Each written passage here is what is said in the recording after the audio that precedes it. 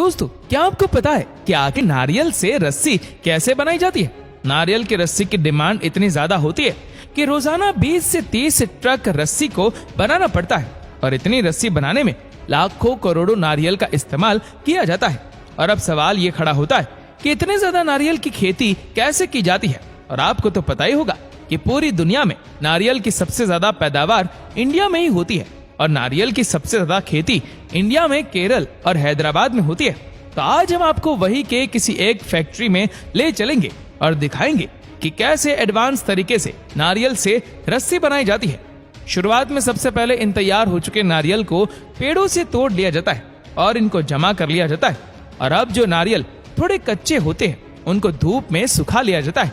बाद में इन नारियलों के छिलकों को कुछ इस तरीके से अलग कर लिया जाता है।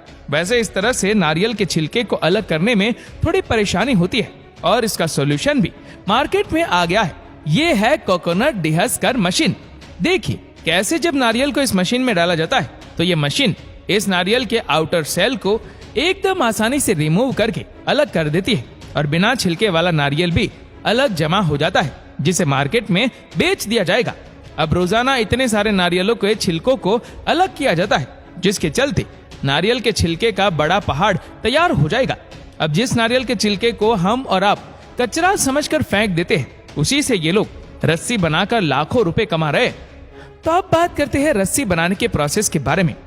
इस फैक्ट्री के बाहर नारियल के छिलकों का पहाड़ तैयार है। अब सबसे पहले तो इन छिलकों को उठाकर फैक्ट्री में लगे इस कन्वेयर पर डाल दिया जाता है, जो आगे जाकर इसको ग्राइंडिंग मशीन में डाल देता है, जो कि इन छिलकों को ग्राइंड करके इसका रेशेदार भूसा तैयार कर देती है। और फिर इन भूसों को कुछ दिन तक धूप में रखकर सुखाया जाता है ताकि इसमें मौजूद सारी नमी खत्म हो सके। और अब फिर से एक बार इन सूखे हुए भूसों को कन्वेयर पर डाला जाता है, जो कि आगे जाकर इस जालीदार रोटेटिंग ड्रम में चला जाता है और इन भूसों में से महीन और छोटे छोटे टुकड़ों को छान कर अलग कर देती है और लंबे रेशेदार नारियल के भूसे अलग कर लिए जाते हैं और इसका गट्ठर बनाकर इसे रस्सी बनाने वाली फैक्ट्रियों तक पहुंचा दिया जाता है। और अब यहाँ पर सबसे पहले इन रेशेदार भूसों को इस मशीन में डाल दिया जाता है, जो कि इस रेशेदार भूसे को धीरे धीरे खींचकर अंदर आपस में गूंद कर बाहर निकालती जाती है।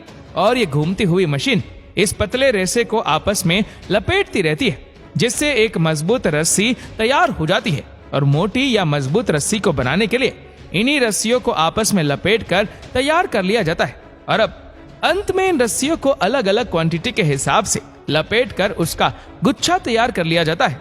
तो कुछ ऐसे तैयार हो जाती है नारियल की रस्सियां।